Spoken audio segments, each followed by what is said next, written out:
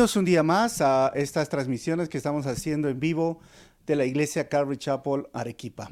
Es una alegría poder contactarnos a través de las redes sociales, rompiendo la distancia y a la vez permitiéndonos estudiar la palabra de Dios versículo por versículo. Quiero dar también la gloria a Dios por poder contar con estos equipos de transmisión y que Dios bendiga a cada persona que ha sido parte con sus ofrendas voluntarias para poder tener hoy día la posibilidad de llegar a sus hogares.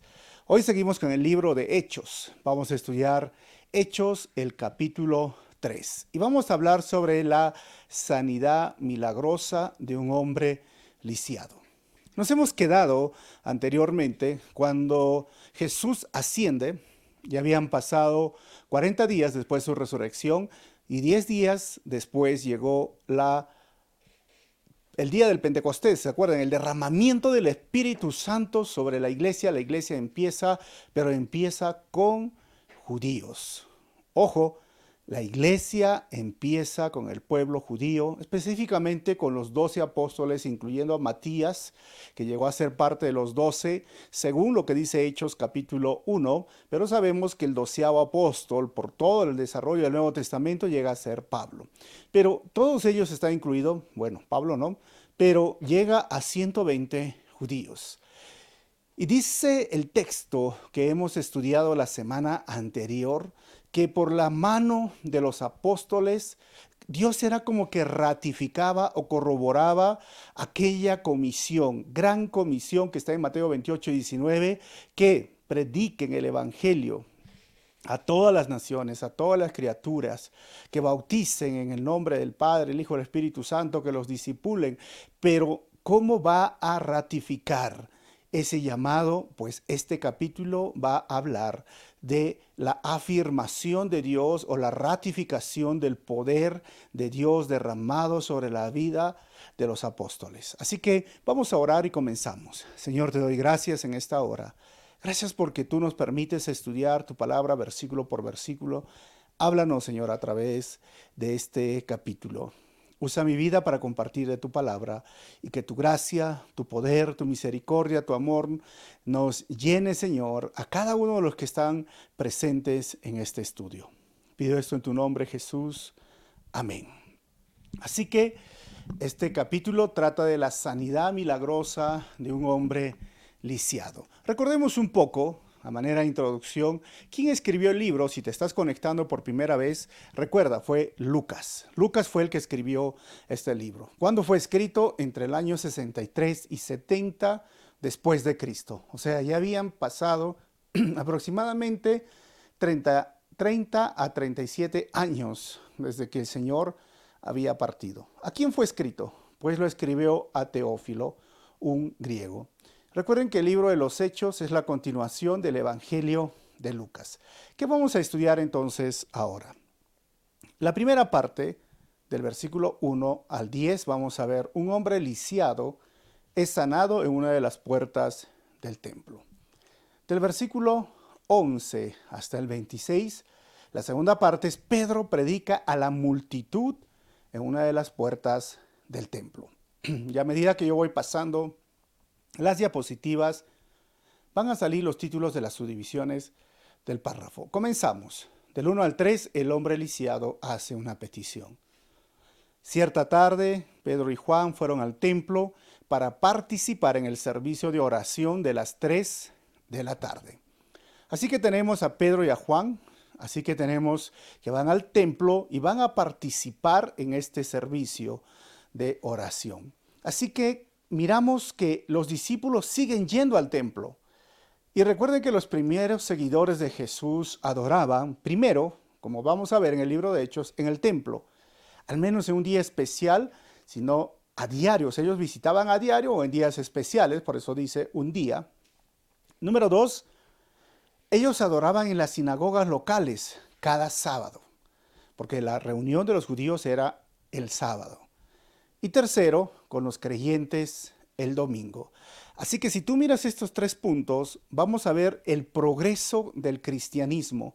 Recuerden que dentro del contexto cultural, fueron los judíos que recibieron el Espíritu Santo, los apóstoles, Y todavía no están entendiendo la diferencia, pero también tienen el corazón de predicar a otros judíos. Ellos quieren que los judíos entiendan que Jesús es el Mesías, pero Jesús claramente habló de que la misión de Dios no solamente era en el pueblo judío. Sí, al principio vino a los suyos, pero los suyos lo rechazaron.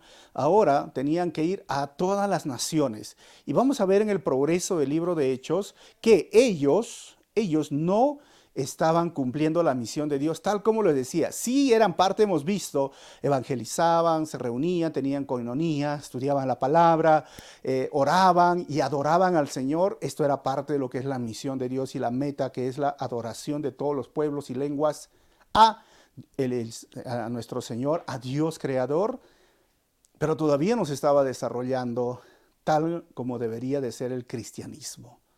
Más adelante, pasan como 20 años, diríamos, pasan unos meses, vamos a ver el primer antagonismo de los líderes judíos, pero pasan unos años y empieza a surgir la persecución fuerte y firme desde el templo y llega al extremo de que las sinagogas, después de la destrucción del templo el año 70, empiezan a sacar diríamos, un dicho o una maldición se lo llamaba, ¿no?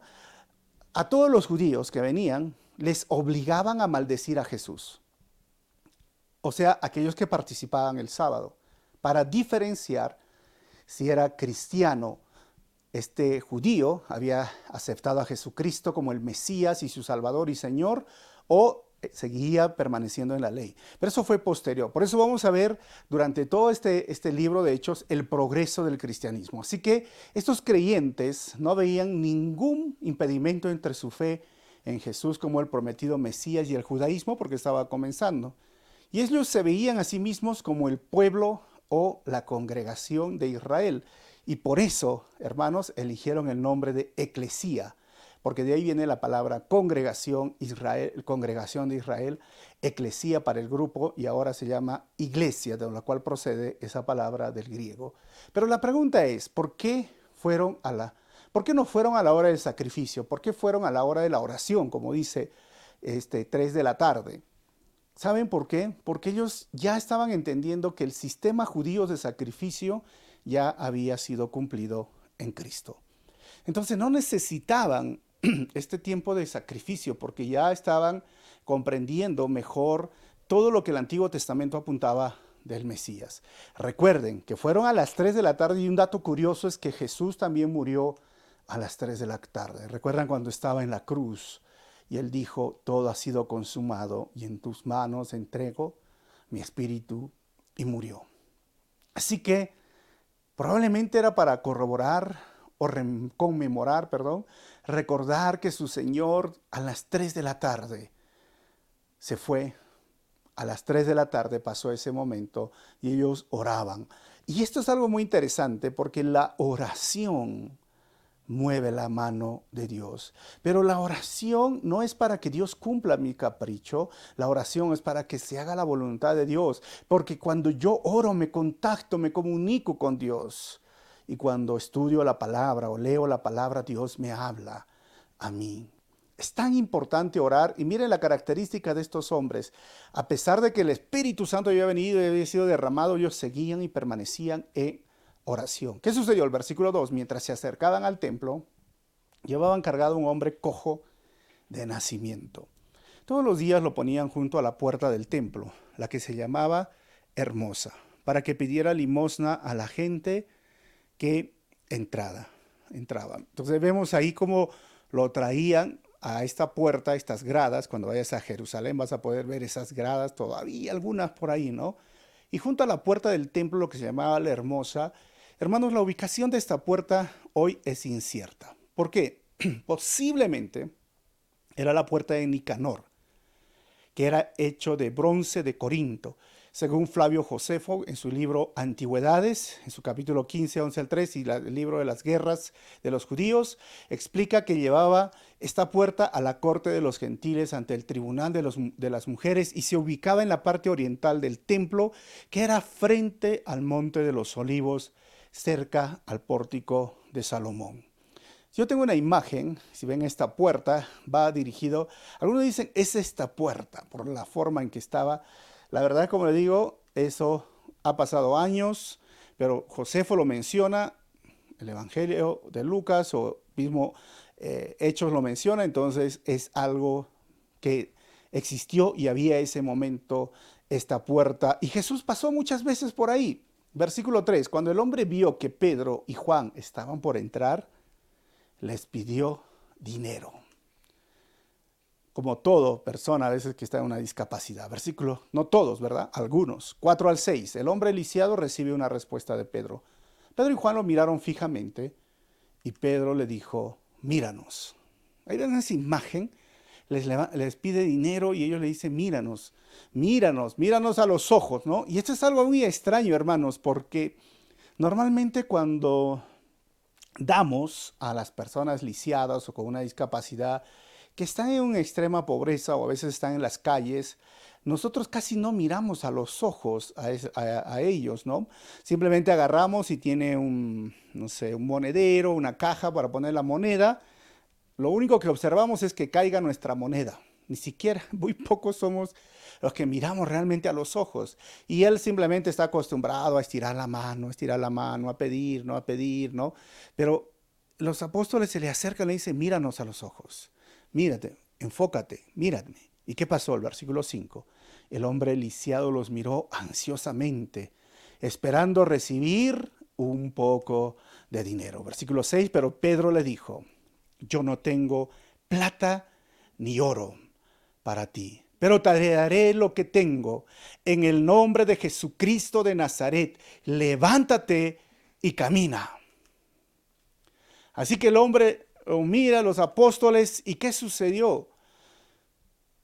Va a venir el poder milagroso, ¿sabes por qué? Porque hoy muchas personas están queriendo hacer lo mismo sin tener el poder del Espíritu Santo en sus vidas. Y a veces por eso se crean ese tipo de shows por la televisión o los TV shows o los teleevangelistas que lo único que a veces pretenden es adinerarse o enriquecerse de los fieles, causando engaños. Hay un libro que se llama Cristianismo en Crisis de Kenneth Frank Hanegraaff, así se llama, y él destapa a estos televangelistas y los denuncia porque ellos están haciendo un poco de estafa. Un poco, estafa es estafa, pero para que vean que ellos contrataban hasta personas para que se pongan de pie de sus sillas de ruedas. Cuando Dios sana, va a sanar de forma completa. Porque algunos dicen, no, tienes que retener tu fe. Pero el poder del Espíritu Santo tiene que tener una persona. Porque no es algo propio, es algo que viene del cielo. Me hizo recordar mientras estudiaba, se dice que Tomás Aquino un día estaba y en el Vaticano y llegó justo cuando estaban contando las ofrendas o, mejor dicho, las donaciones que hacían los reyes. Se acuerden que el imperio romano con el papado se juntaron y luego empezó a crecer mucho la autoridad religiosa y la autoridad política y daban un tipo de impuesto a la iglesia y había mucho dinero, mucho oro. Y este encargado lo vio a Tomás y le dijo, mira, ahora ya no podemos decir como los apóstoles, ya no tengo plata ni oro. Y Tomás le contestó, pero tampoco podemos decir hoy, en el nombre de Jesucristo, levántate y anda. Porque eran tiempos oscuros de la Iglesia Católica. Eran tiempos donde el Espíritu Santo, y hasta el día de hoy, se ha desvanecido. Y qué triste y qué terrible para una persona y una iglesia que el Espíritu Santo no esté actuando. Por eso me encanta a mí este balance de Calvary Chapel, donde podemos orar por sanidad, donde podemos orar por el bautismo del Espíritu Santo, porque creemos que sigue obrando hoy. Así que no puede haber poder sin experimentar ese poder. Si tú quieres seguir viendo estos milagros, realmente necesitas tú ser llenado, bautizado cada día del Espíritu Santo. Versículo 7. El hombre lisiado recibe sanidad completa. Entonces Pedro tomó al hombre lisiado de la mano derecha y lo ayudó a levantarse, y mientras lo hacía, al instante los pies y los tobillos del hombre fueron sanados y fortalecidos. Miren, lo levanta de las manos, de una mano, y ahí vemos el factor humano ayudando a ponerse de pie y el factor divino actuando en ese momento con una sanidad milagrosa. Es increíble lo que sucede en este momento. ¿Por qué no se puso inmediatamente de pie el hombre? Porque el hombre no tenía fe. Porque él no sabía quién era Pedro y Juan. Él simplemente vio personas que estaban yendo al templo y que podían darle dinero. Pero es en ese momento la fe de Pedro, la fe de Juan, la fe de los apóstoles actuando. Y es que Dios puede sanar así, por la fe de las personas que están ministrando, o por la fe de las personas que piden sanidad, o sin fe, como hemos visto en el libro de Marcos, no tienen fe y Dios va a sanar, o a través de la ciencia, o a través de la medicina, o a través de las hierbas, de los productos naturales, a través de nuestros propios anticuerpos, porque Dios nos ha creado con anticuerpos. Hay muchas formas, pero al final el poder divino viene de lo alto. Pero viene el factor humano. Siempre veo, casi siempre en la Biblia, lo agarra de la mano y lo pone en pie. Versículo 8, ¿qué pasó? Se levantó de un salto, se puso de pie y comenzó a caminar. Y luego entró en el templo con ellos caminando, saltando y alabando a Dios, hermanos. Es interesante, ¿no? Yo me imagino ese momento cuando le levanta de la mano y sus pies, 40 años, 40 años, ¿no? Dicen, sí, o sea, lisiado por mucho tiempo. Es como que, ¿cómo puedo caminar? Y en ese momento los músculos se estarían llenando, ¿no?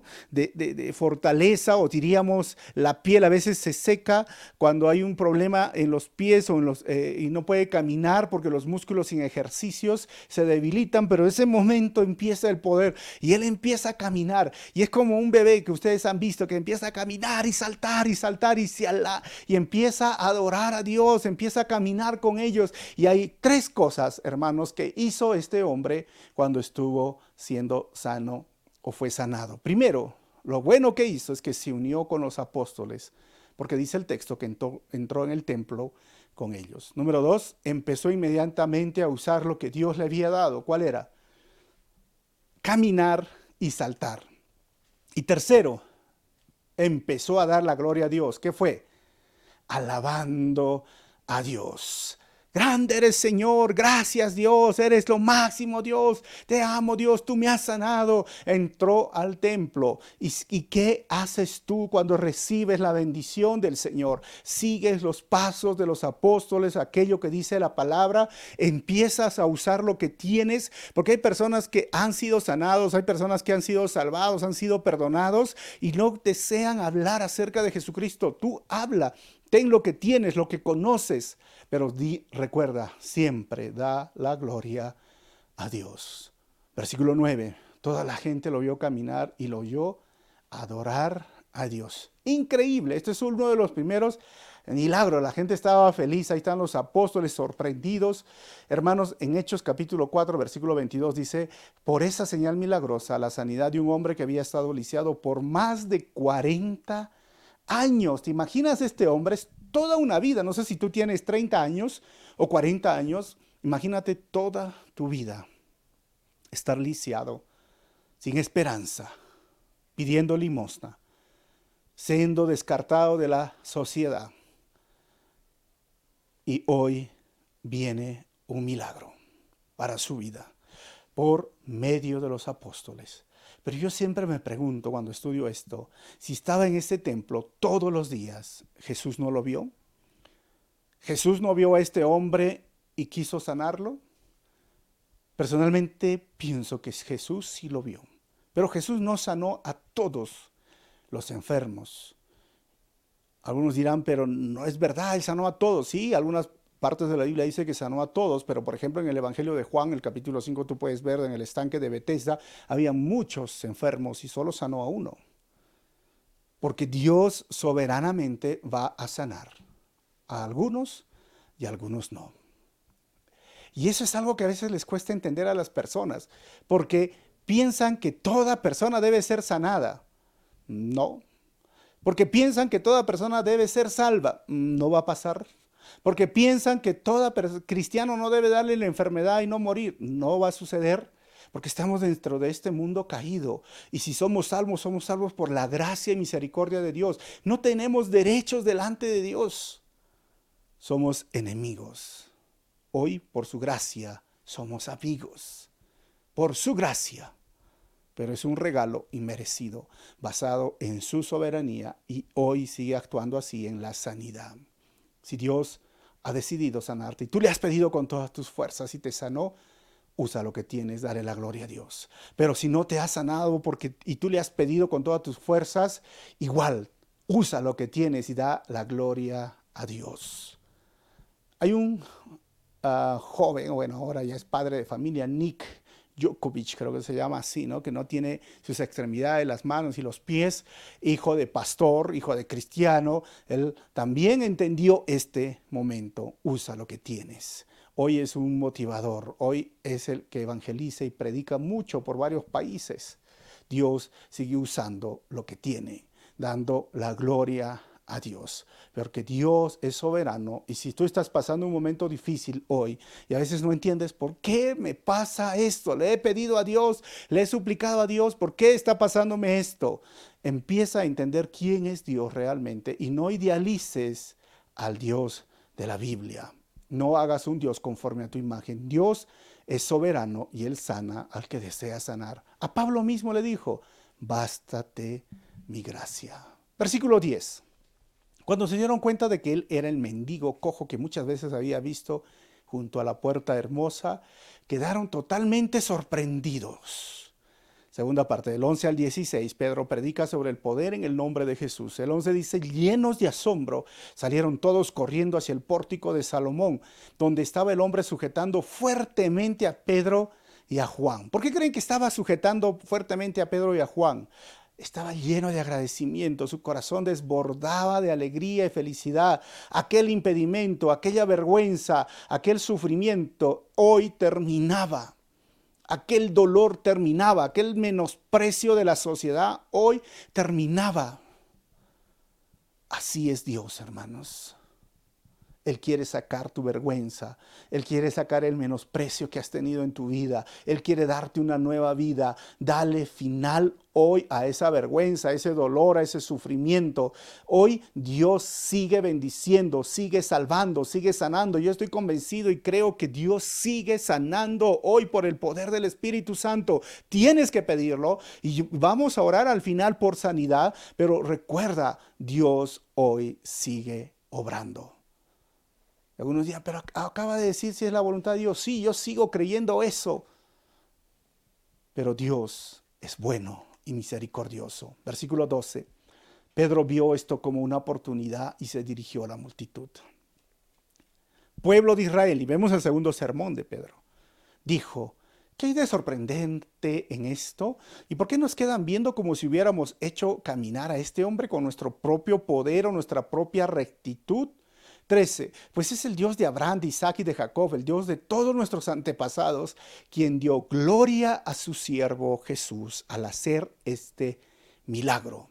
Es el mismo Jesús a quien ustedes rechazaron y entregaron a Pilato, a pesar de que Pilato había decidido ponerlo en libertad. Es interesante acá, Pedro percibe dos cosas. Si ustedes están viendo, Pedro está, como diríamos, enchufado, conectado con el Espíritu Santo.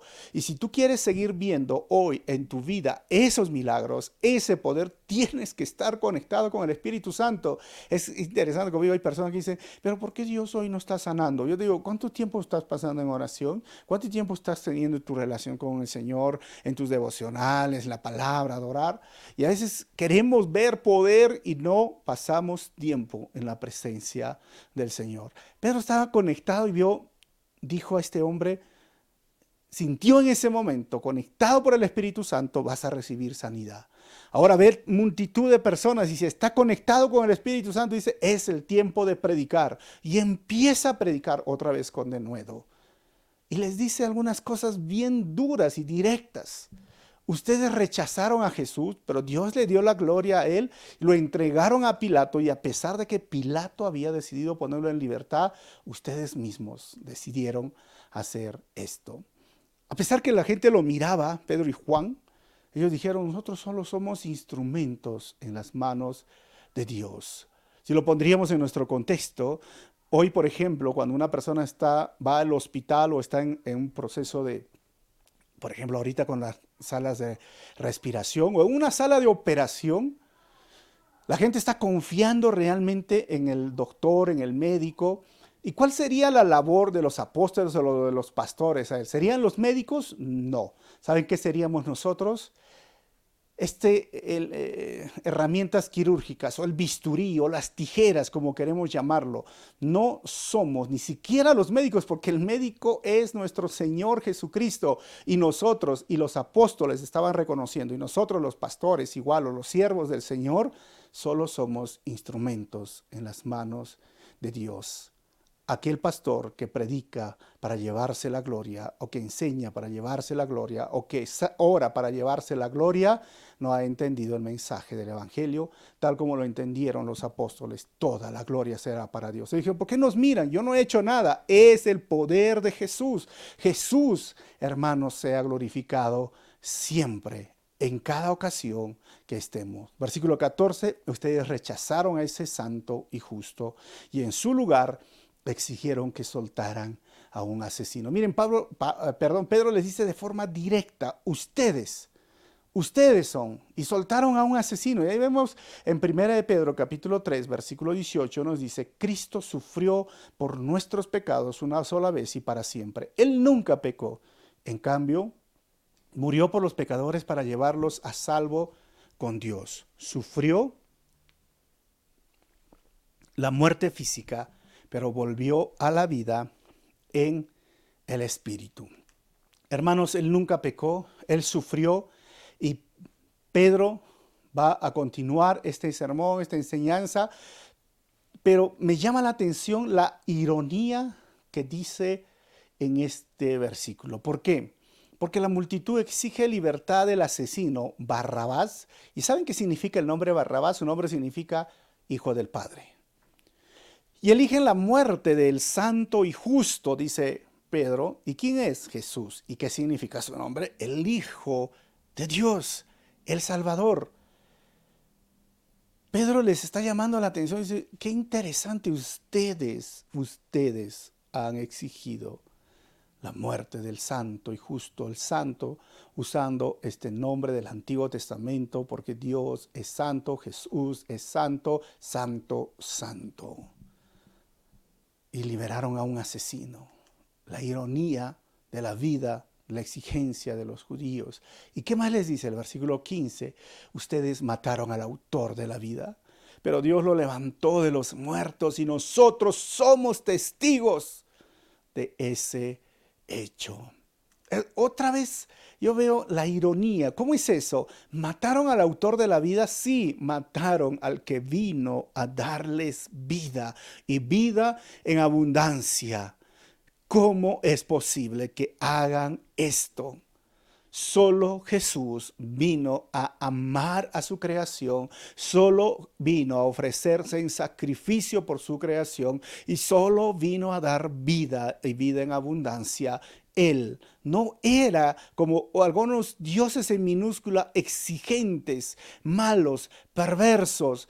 Jesús solo ama porque es el único Dios que te ama y se sacrificó por ti y entregó su vida por ti. Él dio todo por ti. ¿Por qué rechazas su nombre? ¿Por qué pecas contra Él? ¿Por qué quieres sacarlo de tu vida? ¿Por qué quieres menospreciar el sacrificio del Señor, que lo único que ha hecho es ponerse en tu lugar? Porque quieres rechazar al único que te ama realmente en la vida por un amor pasajero, por un amor que no vale la pena, por un amor que no estará en el momento que tú más lo necesitas. Pero Jesús nunca te abandonará. La ironía que tuvieron los judíos hoy lo vemos en nuestra sociedad. tantas personas que han recibido gracia, algunos han recibido sanidad, algunos han pasado momentos difíciles y Dios les ha ayudado, pero hoy no quieren saber de Jesús. Qué triste. Y luego dice Pedro, pero nosotros somos testigos. Y Pedro se recuerda en este momento la tumba vacía. Recuerda, Pedro y Juan llegaron corriendo. Pedro se retrasó porque tiene hasta segunda de Pedro y Juan avanzó porque tiene hasta tercera. Pero Pedro fue el que, no, es una broma, pero él fue el que entró, vieron la tumba ahí en su interior que estaba doblado, esas mantas que envolvieron al Señor, y estaba preocupado y se lo llevaron, se lo robaron, pero un día se les presentó. Pedro estaba pescando y el Señor le preparó un desayuno rico con pancito y pescado y le dijo, Pedro, ¿me amas? Te he preparado el desayuno porque Jesús cocinaba. Hermanos, Jesús cocinaba, así que varones, si quieren saber, el primer chef fue nuestro Señor Jesucristo. Así que todo varón debe cocinar si quiere ser como su maestro. Versículo 16. Obviamente somos testigos. ¿Pero qué dice el versículo 16? Por la fe en el nombre de Jesús, este hombre fue sanado. Y ustedes saben que él antes era un lisiado y la fe en el nombre de Jesús lo ha sanado delante de sus propios ojos. Ahora, Pedro está resaltando, dice, la fe en el nombre de Jesús, porque en ese tiempo, en ese contexto, el nombre representaba la autoridad de esa persona. Y ellos están diciendo, en la autoridad de Jesucristo, que ellos lo conocían porque estaba fresco lo que había sucedido, habían matado injustamente a Jesucristo el Mesías y había resucitado. Y ellos dicen, somos testigos y ustedes también son testigos. No podían objetar y decir que no. Versículo 17 al 21, Pedro predica sobre el arrepentimiento a Dios. Dice, amigos, yo entiendo que lo que ustedes y sus líderes le hicieron a Jesús fue hecho en ignorancia. ¿Qué significa que lo hicieron en ignorancia? Pedro reconoció que ellos pedían la ejecución de Jesús en ignorancia del plan eterno de Dios. Pero esto no los hizo inocentes, hermanos, pero sí definió cuidadosamente la naturaleza de su culpa. ¿Por qué? Porque ellos podían decir, sí, no conocíamos el plan, pero tenían culpa por usar toda su influencia para que Jesús fuera ejecutado por el gobierno romano. Pero vemos cómo cambia un poco su sermón. Primero es como que les da una indirecta directa, o como algunos decimos a veces, ¿no? Esta jerga cristiana, le da con palo, ¿no? Les agarra y le dice, ustedes lo han matado, ustedes han exigido, han liberado a un asesino y al santo y justo, ¡pac, pac, pac! Pero viene la gracia. Y esos son uno de los mejores sermones cuando vemos la gracia dentro de la predicación. Porque juicio sin gracia destruye. Y gracia sin juicio es gracia barata. Así que todos aquellos que están animosos de predicar, recuerden esto, juicio sin gracia destruye, pero gracia sin juicio es gracia barata. La ignorancia, hermanos, sin embargo, no es suficiente en este caso y en todos los casos para eliminar su culpa. Se requiere arrepentimiento, porque algunos dirán, es que no sabía que esto era pecado. No. Necesitas simplemente decir, no sabía, no es suficiente. Necesitas cambiar tu manera de vivir. 18. Pero Dios estaba cumpliendo lo que los profetas predijeron acerca del Mesías, que él tenía que sufrir estas cosas. ¿Qué cosas? Isaías 53, 5 al 7 nos dice, pero él fue traspasado por nuestras rebeliones y aplastado por nuestros pecados. Él fue golpeado para que nosotros estuviéramos en paz. Fue azotado para que pudiéramos ser sanados. Versículo 6, todos nosotros nos hemos extraviado como ovejas, hemos dejado los caminos de Dios para seguir los nuestros. Sin embargo, el Señor puso sobre él los pecados de todos nosotros. Versículo 7, fue oprimido y tratado con crueldad nuestro Señor. Sin embargo, no dijo ni una sola palabra. Como cordero fue llevado al matadero y como oveja en silencio ante sus trasquiladores, no abrió su boca. Pedro les dice, no solo Isaías, tienes que ver Zacarías, tienes que ver Jeremías, o sea, los salmos, todos ellos estaban profetizando que iba a sufrir. Ese era el plan de Dios. Quizás tú no lo sabías y estabas ignorando esto, les dice a los judíos, pero ahora lo sabes. Y es curioso que se dice que Isaías 53 es el capítulo prohibido de leer allá en Israel. He escuchado esto, ¿no? Y a veces cuando quieres evangelizar o hablar con un judío, empieza por Isaías 53 y tú le dices, ah, sí, ese es del Mesías, y tú le haces ver y dices, ¿esto acaso no se cumplió con Jesucristo? Es una forma de evangelizar. Se dice, versículo 19, ahora pues, arrepiéntanse de sus pecados y vuelvan a Dios para que sus pecados sean borrados. Este versículo me encanta. Arrepiéntanse de sus pecados y vuelvan a Dios para que sus pecados sean borrados. La semana anterior hemos hablado del metanoeo, que significa un cambio de actitud, un cambio en tu mente, respecto al pecado, un cambio en tus deseos y un cambio en tus acciones. Esto es lo que involucra el arrepentimiento. Y cuando tú haces esto, va a borrar tus pecados. ¿Y qué significa borrar? Antiguamente se usaban tintas para pintar o escribir en papeles o pieles. Hoy usamos algunas por ahí de lujo. Pero ¿qué dice Jeremías 31, 34, la parte B? Perdonaré sus maldades y nunca más me acordaré de sus pecados. Esta es la gracia. Este es el nuevo pacto de la gracia. Jeremías está hablando, les voy a dar un corazón nuevo. Pero ¿sabes qué más? Si ellos se arrepienten, yo voy a perdonar sus pecados y nunca más me voy a acordar de ellos. Hermanos, no solo es sentirse triste, no solo es llorar. Entiende, tus pecados están como en una lista así de supermercado, ¿no? Esas listas que cuando tú vas a comprar y sale, y sale, y sale, así está delante de Dios. Pero por la gracia de Dios, por el sacrificio de Jesús, esto ha sido anulado. Colosenses capítulo 2, versículo 14 dice, Él anuló el acta con los cargos que había contra nosotros y la eliminó clavándola en la cruz. Esto debe ser motivo de alegría. ¿Qué hiciste hace un año que no conocías al Señor? ¿O qué hiciste hace 10 años que no conocías al Señor? Ha sido borrado.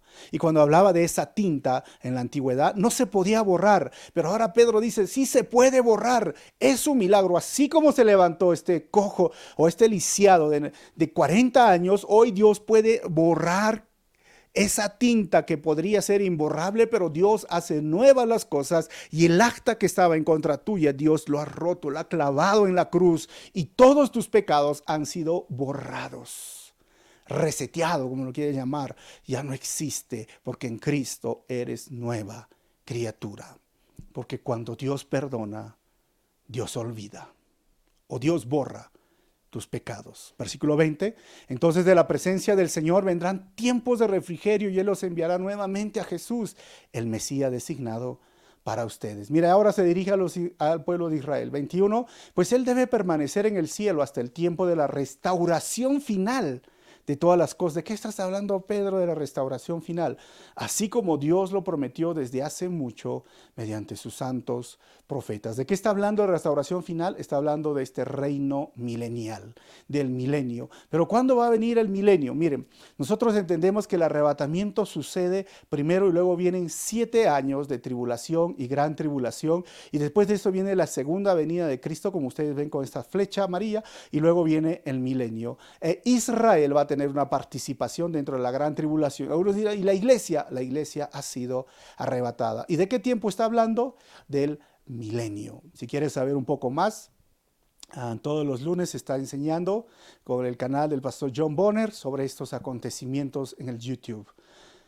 Versículo 22 al 26. Pedro predica sobre el peligro de rechazar a Jesús. Moisés dijo, el Señor Dios de ustedes les levantará un profeta como yo de entre su propio pueblo. Entonces escuchen con atención todo lo que Él les diga. Pedro regresa al Antiguo Testamento, esto que está en Deuteronomio 18:15. Esto era parte de lo que los profetas decían. 23. Luego Moisés dijo, cualquiera que no escuche a este profeta será totalmente excluido del pueblo de Dios. 24. Comenzando con Samuel, cada profeta habló acerca de lo que sucede hoy en día. 25. Ustedes son los hijos de esos profetas y están incluidos en el pacto que Dios les prometió a sus antepasados, pues Dios les dio a Abraham. Todas las familias de la tierra serán bendecidas por medio de tus descendientes. Padre lo recuerda y le llama a la nación a arrepentirse, pero la nación no lo hizo. Pero vemos en este último versículo la misión de Dios, donde Dios dice, Pedro recuerda esa promesa a Abraham, por medio de ti serán benditas todas las naciones de la tierra. La misión de Dios es que todas las familias, las etnias sean bendecidas con el mensaje de salvación y adoren el Mesías. 26. Cuando Dios levantó a su siervo Jesús, lo envió primero a ustedes, pueblo de Israel, para bendecirlos al hacer que cada uno se aparte de sus caminos pecaminosos. Cada uno se aparte de sus caminos pecaminosos. ¿Qué está diciendo? Sí, que el mensaje fue primero a ellos. Romanos 1:16 dice, pues no me avergüenzo de la buena noticia acerca de Cristo, porque es poder de Dios en acción para salvar a todos los que creen. Y Pablo ratifica a los judíos primero y también a los gentiles, lo mismo que está diciendo Pedro. Así que judíos y gentiles deben de responder al mensaje, ¿sabes con qué? Con el arrepentimiento, con la fe, con el bautismo, con la obediencia y con perseverancia. Todos hoy necesitamos hacer estos pasos. Perseverar es una señal de que soy salvo. Hermanos, Israel esperaba un Mesías militar y Dios envió un Mesías siervo. El lisiado esperaba dinero y Dios le dio pies para saltar. Aquello que Dios nos da siempre supera aquello que esperamos de Él. Voy a terminar con 4 conclusiones. Primero, los primeros cristianos estaban en esa época de transición del judaísmo al cristianismo, por eso estaban yendo al templo, iban a las sinagogas, pero después empiezan a reunirse los domingos y solo duró unos años. Número 2, los apóstoles de Jesús y o pastores solo somos instrumentos en las manos de Dios. Número 3, el arrepentimiento es indispensable para que tus pecados sean borrados. Y número 4, a veces idealizamos a Dios a nuestra imagen y adoramos a Dios y no adoramos, a Dios conforme a su imagen. Así que deja de idealizar a Dios.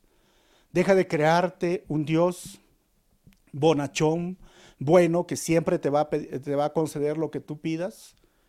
Más bien, adóralo a Dios conforme a lo que Él se muestra en su imagen reflejada en la Biblia. Creo y estoy convencido que Dios sigue sanando, pero es su voluntad. Así que si tú tienes un problema hoy de salud, cierra tus ojos donde tú estás. Vamos a terminar orando por sanidad. Señor, tú eres el mismo ayer, hoy y siempre. Sanaste a este hombre. 40 años lisiado, 40 años en una discapacidad. Tú hoy puedes dar fuerza a los músculos.